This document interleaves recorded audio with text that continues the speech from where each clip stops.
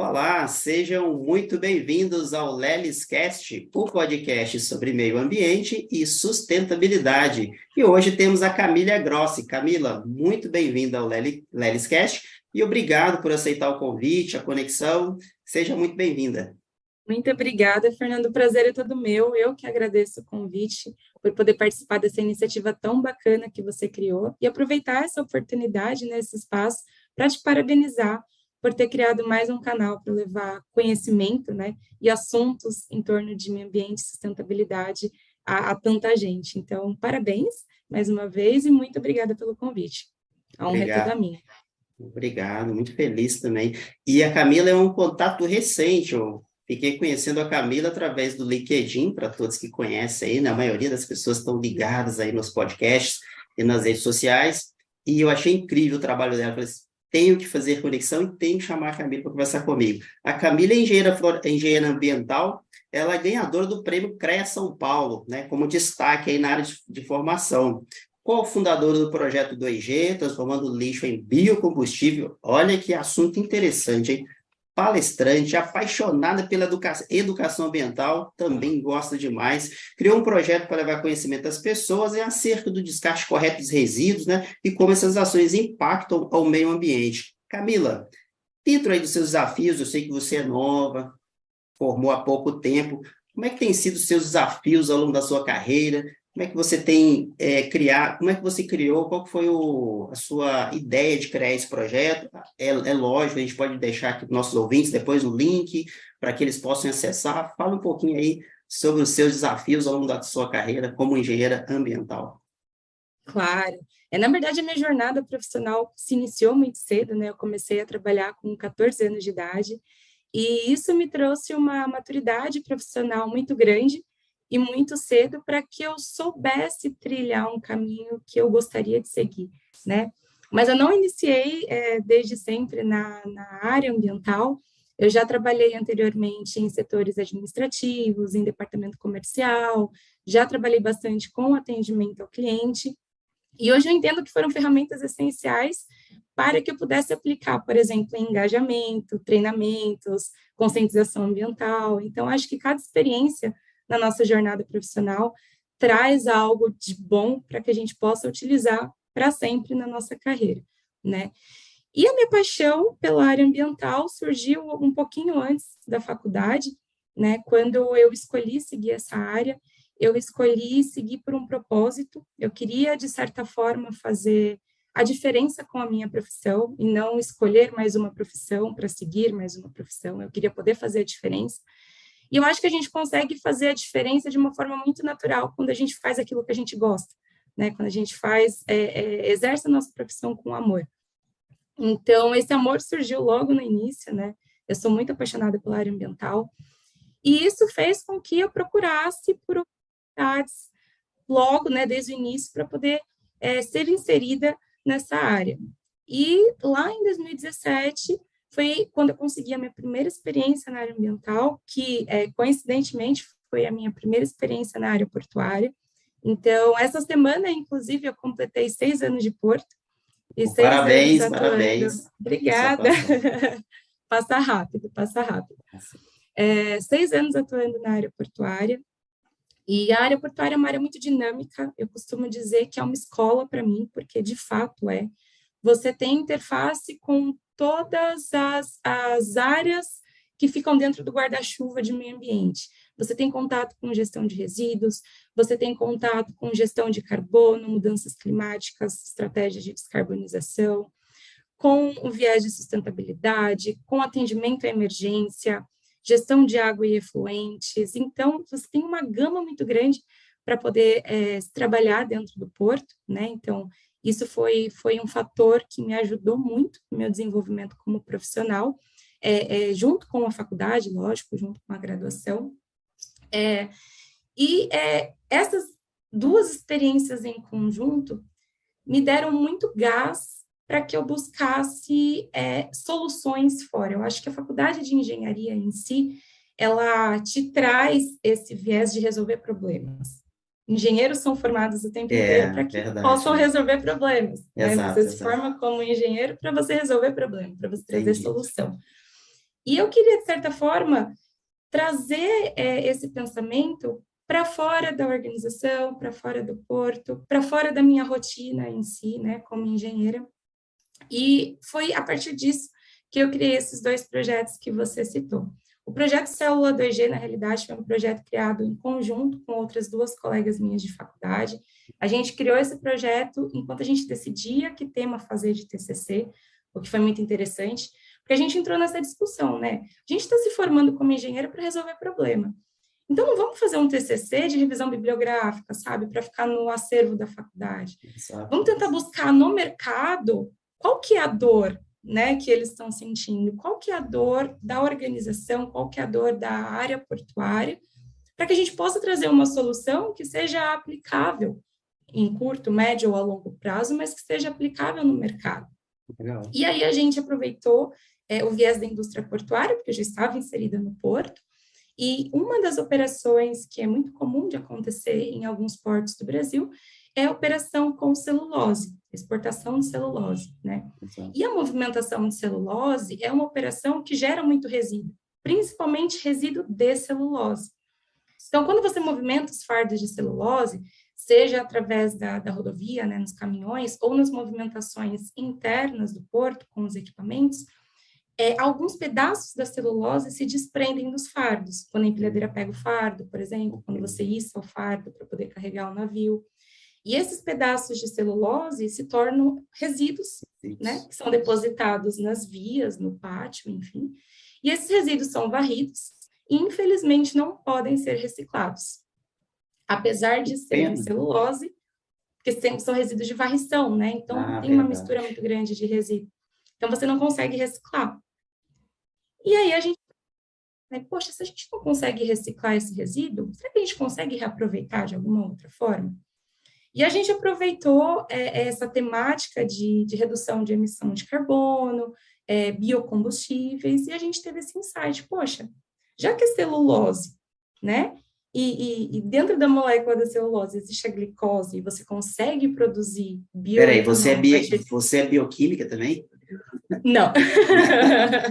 Não é bioquímica. Mas uma das... Eu sou formada em engenharia ambiental, né? Mas eu também tenho uma outra graduação em ciência e tecnologia do mar. Que legal. É um curso interdisciplinar, né? Que eu me formei na Universidade Federal de São Paulo. E é um curso que traz uma multidisciplinaridade muito bacana para nós, enquanto profissionais. Então, isso trouxe um plus para a engenharia. Exato. Porque, às vezes, você é ensinado a pensar muito focado naquele problema e você precisa trazer uma solução muito restrita àquilo. E esse curso de Ciência e Tecnologia do Mar, que é um curso interdisciplinar, faz com que a gente pense um pouco fora da caixa, que a gente traga outras vertentes para ajudar a compor essa solução.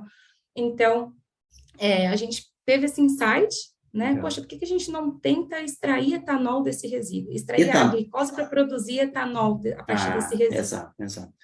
Né? Então, todo o trabalho do TCC foi envolvido com trabalhos laboratoriais, a gente teve parcerias de outras universidades, né, para poder fazer todas as análises, todos os estudos, a gente conseguiu extrair a glicose desse resíduo. Isso. Então, isso foi um ganho muito grande, né, muito bacana para a gente. E a partir da extração da glicose, facilmente você consegue fazer a produção do etanol 2G, por isso o nome do projeto, né? Que projeto legal, Célula 2G. 2G. Porque a partir do resíduo, do lixo, porque isso ia para aterro sanitário, né? Você não conseguia reaproveitar nem reciclar de nenhuma forma. Então, a gente mostrou, através desse projeto, que é possível produzir etanol de segunda geração a partir de lixo, a partir de um resíduo que seria, a priori, destinado para aterro sanitário. Que legal, Camila. E você já chegou respondendo a primeira pergunta, o primeiro bate-papo aqui, que seria assim, como aplicar os seus conhecimentos de engenharia do dia a dia, né, para sustentabilidade, nas atividades do porto, ou de qualquer empresa que seja, você já chegou dizendo. Esse anseio, essa vontade, que muitas das vezes pode não sair do estudante, né? Eu quero formar, igual você falou, eu vou fazer uma revisão bibliográfica e boa. Não, seu objetivo, eu quero fazer um algo diferente. E aí você já começou informando, repassando para nós, nossos ouvintes aí do Lelis Cash, uma coisa interessante que eu não sabia. Eu tenho uma atividade também de atuação em porto, pequena, mas tenho, não igual a você. Mas eu não sabia dessa história, que os fardos de celulose se perdem muito ali na hora do transporte. Então, é um tipo de resíduo, né? É um É desafio um para quem tipo de atua em resíduo. porto. Eu não tinha esse conhecimento. Mas você pode continuar. Então, assim, como é que você consegue aplicar, talvez não agora citando esse exemplo que você já se engajou falando, formei, já estou aplicando, gerou você falou do projeto Célula 2G, né? Célula 2G, Bem isso. bacana, mas assim, no dia a dia, exceto isso, é fácil aplicar essa sustentabilidade com o seu conhecimento para que as empresas sejam mais sustentáveis? É um desafio, né? É um desafio. Não vou dizer que é fácil, porque assim, a sustentabilidade, esse conceito, ele não depende só de mim, Com como certeza. profissional, como engenheiro ambiental. Eu acho que a consciência é a chave do desenvolvimento sustentável. A gente Perfeito. precisa promover a consciência com os funcionários, com os integrantes, com os stakeholders. E a promoção da consciência, esse engajamento que é desafiador, porque você depende de algo que você não controla. A consciência e o comportamento do outro é algo que nós, enquanto profissionais da área ambiental, a gente não consegue controlar, mas a gente consegue influenciar. Influenciar. Então, como que nós, profissionais da área ambiental, conseguimos influenciar esse comportamento e essa consciência dos integrantes, né, de uma organização e do nosso negócio? Então, eu acho que apesar de ser desafiador, ao mesmo tempo você tem a resposta, você tem a chave, Entendido, que é o engajamento Uhum. e essa promoção da consciência, né? Você promover a consciência ambiental É. dentro da organização. Liderar pelo exemplo, Camila. O que você falou foi muito. Às vezes é Exatamente. isso, ó, a política, a sustentabilidade da empresa, né, vem de cima para baixo. É a alta liderança que coloca as políticas, né, de sustentabilidade, enfim. Porém, quem aplica são os funcionários, né, as pessoas do dia a dia. Eu, você, os outros funcionários. Mas você falou uma coisa muito importante. Não é fácil fazer. É mais fácil você ser o exemplo, mostrar boas práticas. Vou só citar um exemplo, por exemplo. Sabe que eu ensinei hoje um colega de empresa a lavar a mão aos nossos ouvintes? Fiquem atentos. Você lava as suas mãos e seca a sua mão com uma folha de papel toalha. Poucas pessoas sabem disso. E como é que funciona? Eu estava no banheiro, lavando as minhas mãos, escovando os dentes, e eu sequei a minha mão com uma folha de papel toalha e o meu colega de empresa usou várias folhas. Aí, Camila, eu tenho duas opções. Eu, você, né, como profissional, fechar a porta e sair ou aproveitar o momento. É isso que você falou, engajamento, liderança, pelo exemplo. Eu ensinei ele a lavar. Ele gostou muito e eu, com certeza ele vai levar isso para a vida. Ele vai praticar isso na empresa, como você está dizendo, é atitude, e vai levar também para a sua vida Na vida pessoal. dele. Então, você Sabe, tem falou, uma né? coisa. É a aplicação, né? Exatamente. E tem uma coisa que eu costumo falar bastante, na verdade, é uma coisa que eu penso mesmo, é uma opinião minha, e eu acredito muito que a consciência ambiental seja um trabalho de formiguinha. É um Exato. trabalho desafiador, com certeza. E se você estiver numa sala dando um treinamento para 50 pessoas, com certeza você não vai conscientizar as 50 pessoas. 50.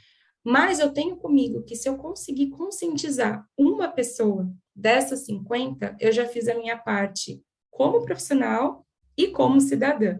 Porque eu sei que essa uma pessoa que eu conseguir conscientizar, vai conscientizar mais uma pessoa dentro de outro grupo, que vai conscientizar mais uma pessoa dentro de outro grupo, e assim sucessivamente. Eu acho que é dessa forma que a gente cria essa rede, que a gente estabelece a cultura de sustentabilidade, porque é uma cultura, né? A cultura de sustentabilidade dentro das organizações.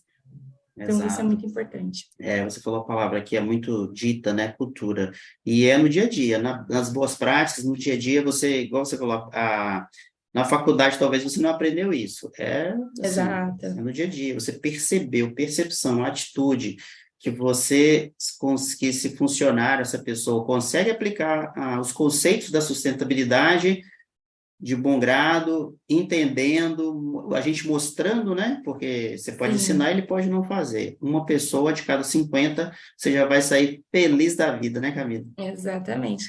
Eu acho que é nosso papel, né, como profissionais, buscar essas soluções, né, aproveitar o nosso conhecimento, a nossa experiência e tentar buscar no mercado soluções que ajudem, colaborem com o desenvolvimento sustentável, como, por exemplo, né, você falou de questão de resíduos.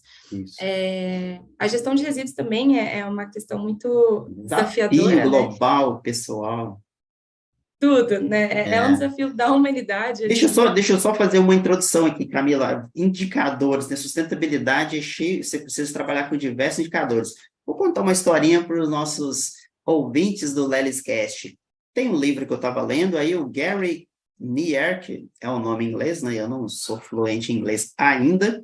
Ele fala sobre materialidade, né? Porque a gente fala em sustentabilidade, ESG, a gente precisa estudar o que é material, qual é o meu impacto ambiental ou socioambiental nas minhas atividades. Eu mesmo, colaborador, você como pessoa e as empresas em si, elas precisam entender isso, né? Fazer pesquisa, avaliar o aspecto, impacto ambiental, para ver qual que é a materialidade. E aí ele falou um negócio muito interessante. Às vezes as pessoas querem abraçar o mundo, né? Fazer tudo ao mesmo tempo e não tem como. Ele citou um belo exemplo. Por exemplo, você vai sair para fazer uma caça, passear, você vai em um parque, fazer um acampamento, por exemplo. Você não leva geladeira, você não leva o seu fogão, você leva só os itens básicos. Então, quando a empresa faz uma boa relação, né, Camila, da sua materialidade, ela foca nos seus objetivos e indicadores exatamente. principais ao seu negócio, ela tem tudo para fazer sucesso. E aí, eu vou fazer uma perguntinha para você. Na sua opinião, Camila, que tipo de indicador é tipo assim, por exemplo, né, mais complicado de aplicar ou de até atender? Nós falamos da gestão de resíduo, né? A gestão de resíduo, no meu ponto de vista, eu, Fernando, é um dos mais desafiadores do mundo. É muito difícil, porque você gera resíduo nas empresas, em casa. Eu vou citar um exemplo simples aqui. O resíduo orgânico, isso é bem batido, né?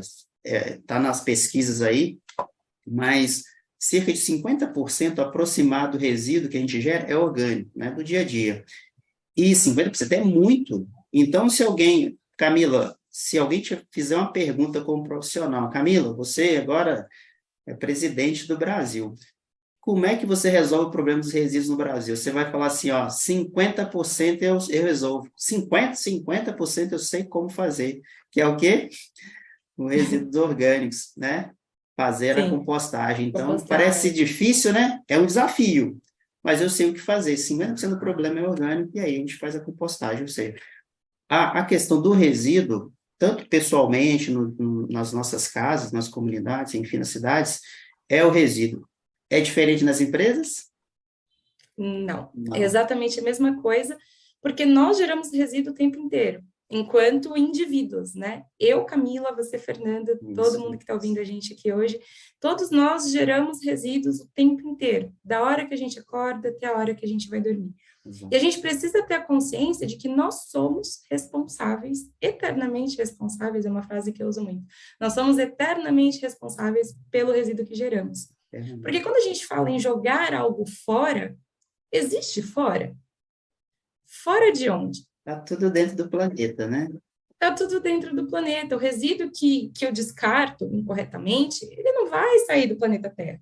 Exato. Ele vai se acumular e acumular e acumular e causar uma série de impactos ambientais, né, relacionados a isso, e que causam todas essas questões que a gente vê hoje nas notícias, por exemplo, inundações, enchentes, mudanças climáticas, está tudo conectado, né? E eu acho que vai muito junto com isso que você comentou, né? Por exemplo, eu tenho resíduo orgânico, eu gero 50% de resíduo orgânico no meu dia. O que eu consigo fazer para não descartar isso em aterro sanitário? Quais são as tecnologias que eu tenho no mercado? Quais são os tipos de tratamento que eu consigo fazer? E uma coisa muito bacana, unida, né, com a questão da engenharia ambiental, do conhecimento da área ambiental e da vontade de buscar algo inovador no mercado, é a questão do reaproveitamento energético de lixo. Legal. Isso foi algo bem bacana que eu pude aplicar na minha carreira, né, enquanto engenheira ambiental, e trazer a solução do aterro zero, né, para as organizações, no caso, né, para a organização onde eu trabalho, mas é algo que todos nós, enquanto profissionais da área ambiental, podemos trazer, ao invés de dispor resíduos em aterros sanitários, que a gente sabe que, apesar de ser uma obra de engenharia, um local preparado, tem vida útil, tem impactos relacionados, né? Então, o que a gente consegue fazer com aquele resíduo que a gente não recicla? Que não é orgânico, a gente não consegue compostar, que a gente não consegue reciclar, o que a gente faz com o lixo, O lixo. né? Ao invés de dispor em Rejeito, aterro né? sanitário, rejeita, exatamente. O que a gente faz com isso? Então, existe um tratamento bem bacana no mercado que se chama CDRU, que é combustível derivado de resíduo urbano. Legal. O CDRU é um blend formado por esses resíduos não recicláveis, né? E esses resíduos, eles são tratados, são triturados, são divididos a partir de algumas características, como teor de cloro, poder calorífico, que são questões importantes para que esse resíduo seja transformado em energia. Então, esses resíduos, eles formam esse CDRU e são utilizados como combustíveis para indústrias cimenteiras. Que legal. Ele forma Bem tipo legal. de pellet, ou tipo blocos, ou é mesmo a granel, solto? Como é que funciona? É solto, é granel. Solto, Eles granel. substituem o coque. O Ah, coque vem do coque. petróleo, né? A matéria-prima do coque é o petróleo, é um recurso natural não renovável.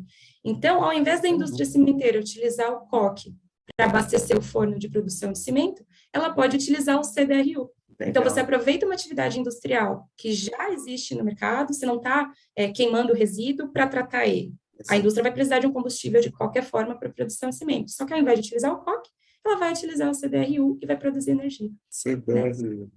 Qual que é a CDRU, sigla mesmo? Combustíveis derivados de resíduos urbanos. Então tá aí o Então, desafio, Camila. Você como engenheira, você começou a falar sobre isso, né? Que os engenheiros saem da faculdade com essa missão de resolver problemas. problemas, Então, né? o primeiro problema, né, tanto das empresas ou nosso cidadão, é a geração. Então, eu posso reduzir. Lembra da historinha que eu contei do papel toalha? Então, posso reduzir. Depois que eu reduzo, eu segrego, muito bem segregado, com bastante detalhe, mas nas empresas também tem a questão da atitude, né, de saber fazer mesmo, de querer fazer, mas enfim, aí sobre o rejeito. E vocês, né, com a sua atividade, né, não é para a gente citar nomes de empresas, mas vocês conseguiram atingir, então, o zero geração.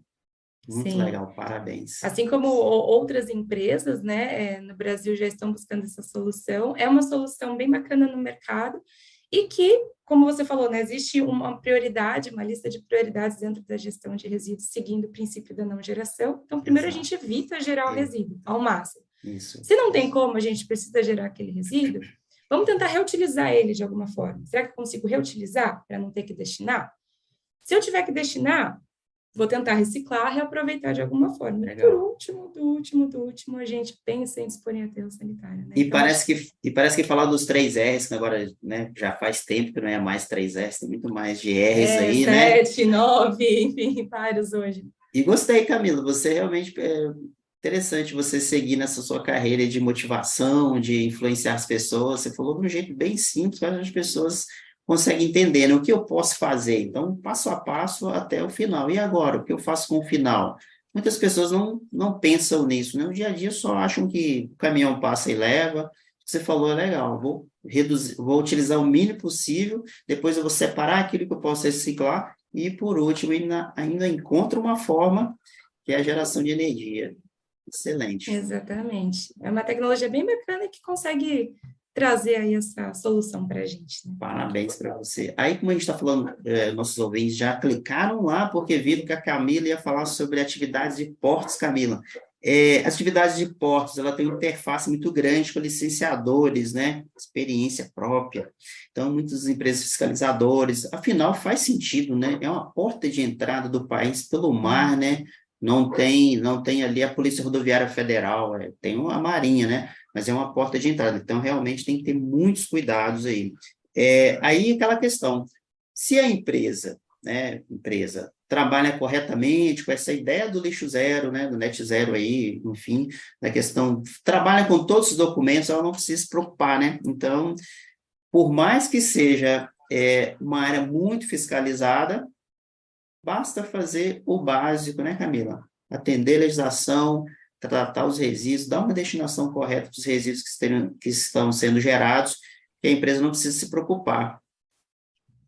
Eu acho que a base de tudo é a organização entender a sua atividade e os aspectos e impactos ambientais relacionados àquela atividade, né? Então, a partir do momento que você tem muito bem mapeado todos os possíveis impactos ambientais que a atividade da sua empresa gera, você consegue ter um mapeamento de todos os seus controles, o que você pode fazer de controle, né? Como você pode controlar e como você pode influenciar para que aquele impacto ambiental não ocorra, né? Então, eu acho que essa é a base de tudo, é você entender o seu negócio, você entender a sua atividade, você mapear muito bem todos os impactos ambientais relacionados àquela atividade.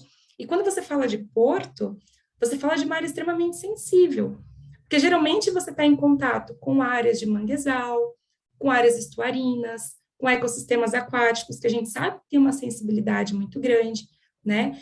Aqui em Santos, por exemplo, a gente tem uma área estuarina que é abraçada por um manguezal. Camila, desculpe a minha ignorância, até para os ouvintes, você falou um conceito aí que eu não estou conseguindo lembrar. O ouvinte também pode ser que se perdeu. Qual que é o nome? Estuarina? Repete, por favor. Estuarina, é um estuário, né? Estuário. Então, você tem um estuário que deságua ali no mar, né? Então, o Porto de exato. Santos, o Porto de Santos, ele é inserido dentro de um estuário, né? Exato. E essa área de estuário é abraçada por um manguezal. O ecossistema predominante aqui na região é o mangue, né? É o manguezal. E o mangue é um tipo de vegetação, né? O manguezal é um ecossistema extremamente sensível, porque ele serve de berço para inúmeras espécies, né? Então, a sensibilidade dessa área faz com que as indústrias portuárias tenham que redobrar suas atenções, né? Seus controles, os seus programas de monitoramento ambiental, para que nenhum impacto ocorra. Porque se a gente tiver um impacto ambiental em uma área sensível como essa, não vai ser um impacto pequenininho, né, em pequena escala. Vai ser um impacto com uma magnitude um pouco maior por conta da sensibilidade da área. Então, o primeiro passo é ter esse controle muito bem definido, os aspectos e impactos ambientais relacionados às atividades muito bem mapeados, para que você possa controlar de uma forma tranquila, e que nenhum impacto ambiental aconteça. Que aí vai ser consequência, você tem esse controle bem definido, bem feitinho, nenhum impacto ambiental vai acontecer. É o que você falou, né? Você conhecendo os seus aspectos e os impactos ambientais, aí socioambientais, né? Tendo esse controle total, você vai poder trabalhar tranquilo, porque você conhece, sabe o que fazer, tem os controles, né? Para qualquer tipo de problema que venha acontecer. E é uma palavra que sempre a gente precisa manter nos nossos diálogos, né? Essa palavra não sai, que é a sigla, aquelas 3 letrinhas, ESG, né? Na sua opinião, quais os desafios para as empresas? Porque, assim, os investidores disseram o seguinte, né? Como é que é o nome do principal investidor da BlackRock, né? BlackRock. Aí o nome do CEO lá é Larry Fink. Eu li no livro do Ricardo Voltolini, fazendo a propaganda aqui, ó. Vamos falar de ESG. No livro dele tá falando sobre isso. Ele fala que o Larry Fink falou, ó, agora eu vou falar para os nossos ouvintes, né, que gostam de ouvir os nossos diálogos aqui. É bem simples mesmo. ESG, sustentabilidade. Então, agora, beleza, vocês fazem o quê? Agora eu quero que você comprove. Então, prove, não um relatório de sustentabilidade mais simples, mas os indicadores que você está atingindo. E outra coisa, eu quero que você publique. Deixe claro que as suas metas aí socioambientais. Do seu ponto de vista, tá fácil você atender aos requisitos aí do ESG para as empresas? E agora eu preciso ter muito bem medido minhas gerações, meus impactos socioambientais. Do seu ponto de vista, dá para fazer, dá para publicar e atender? No meu ponto de vista, sempre vai ser desafiador. É um conceito teoricamente novo, né, e que tem ganhado força cada vez mais, né, com o passar dos anos. Mas eu acho que o primeiro passo para a gente iniciar essa jornada de governança e essa jornada socioambiental é a gente garantir que a alta liderança fale abertamente sobre ESG, sobre o tema. É o que a gente comentou anteriormente, lidere pelo exemplo. Eu não vou conseguir criar uma cultura ESG bem consolidada numa organização se, por exemplo, os meus líderes não têm o conhecimento necessário sobre o tema ou sobre a importância do tema. Se, de repente, o tema é marginalizado pela alta liderança no sentido de, isso é tão importante, né? Vamos falar de produção, de produtividade, dos nossos ganhos financeiros. É tão importante quanto, porque está relacionado, né? E outro ponto muito importante, além de todo o engajamento, do exemplo da alta liderança, porque eu acho que é um efeito cascata, né? A partir do momento que a cultura está bem inserida e bem consolidada com os líderes, eles vão passar isso para os seus liderados, e a gente tem que ter em mente que os liderados de hoje são líderes do futuro. Então, a partir do momento que você engaja esses liderados hoje, você está contribuindo na formação de líderes do futuro que vão nascer com esse conceito de ESG já em mente, né? Legal. Então, esse é o primeiro passo. E o segundo passo é você estabelecer um canal de comunicação extremamente claro e transparente, tanto com seus colaboradores internamente na organização, quanto com as partes interessadas, ter uma comunicação externa transparente também. Eu acho que a transparência é a alma do negócio. A partir do momento que você publica os seus indicadores, você mostra para os seus stakeholders o que de fato você está fazendo. E aí você mostra isso através dos indicadores e você comprova isso através da cultura. Eu acho que são coisas que estão interligadas. A gente não consegue focar no indicador se a gente não tem uma cultura, porque é a cultura que vai fazer com que aqueles números aconteçam de fato. Exato. Né? Então, essa é a minha visão. É desafiador, sempre vai ser, mas eu acredito que seja mais fácil do que a gente imagina. A partir do momento que a gente tem esse engajamento, a partir do efeito cascata, a gente tem a certeza de que vamos formar líderes no futuro que já nascerão engajados com isso. Legal, gostei do seu conceito aí. Então, né, só mostrando que a gente entendeu. Líderes cientes, entendendo o conceito, sendo exemplo, levando para a base esse exemplo, e esses liderados, né, novos líderes já vão crescer. É como se fosse a educação ambiental nas escolas, né? Exato. Quando crescer, já vão aplicar. Camila, o nosso tempo do podcast ele é pequenininho aqui, eu acho que foi muito bom estar aqui com você, absorvendo esses conhecimentos. Agora eu queria, para a gente finalizar o nosso podcast, você como profissional, atuante na área aí, com bons projetos que eu já vi, publicação aí, viu, nas redes sociais, que tipo de mensagem você deixaria para os novos formandos aí, engenheiros ambientais, que estão entrando na carreira, biólogos também, né? Para quem queira, que tipo de desafio vão enfrentar, um recadinho para eles, para você, para que possa motivá-los aí a seguir na carreira, assim como você está hoje. Bom, eu acho que meu conselho a todos que nos ouvem e que já seguem ou pretendem seguir a carreira ambiental ou de sustentabilidade, é que vocês sejam engajados no propósito de vocês. Eu acho que quando você faz sustentabilidade, quando você faz meio ambiente, você precisa fazer com o engajamento que vem, antes de tudo, da gente.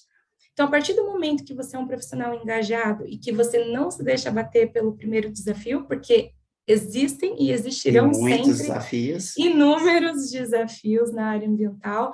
Como a gente comentou, muitas coisas não dependem da gente, né, de mim, do Fernando, como profissionais de meio ambiente, por exemplo, dependem de fatores externos que a gente não consegue controlar, porém, às vezes, né, porque às vezes a gente consegue, porém, a gente consegue influenciar. Então, não desistam no primeiro desafio, sigam firmes no propósito de vocês, busquem sempre tecnologias, inovação, pensem fora da caixa, tragam soluções do mercado.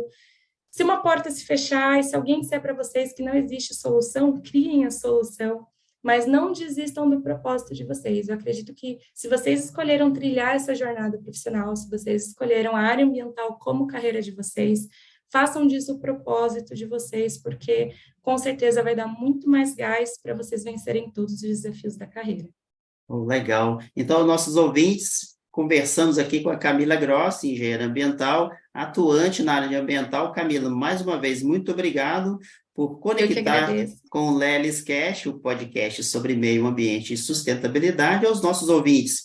curtam lá a página da Camila Gross no Instagram, conectem ela no LinkedIn também e nas redes sociais, contratem para treinamento sobre educação ambiental, vocês perceberam aí o quanto ela tem conhecimento, consegue, sabe engajar pessoas. Camila, mais uma vez, obrigado, e aos nossos Muito ouvintes, até o próximo obrigada. episódio. Obrigada, Fernanda, eu que agradeço. Obrigada pela oportunidade e até a próxima. Até a próxima. Tchau, tchau, pessoal. Tchau, tchau.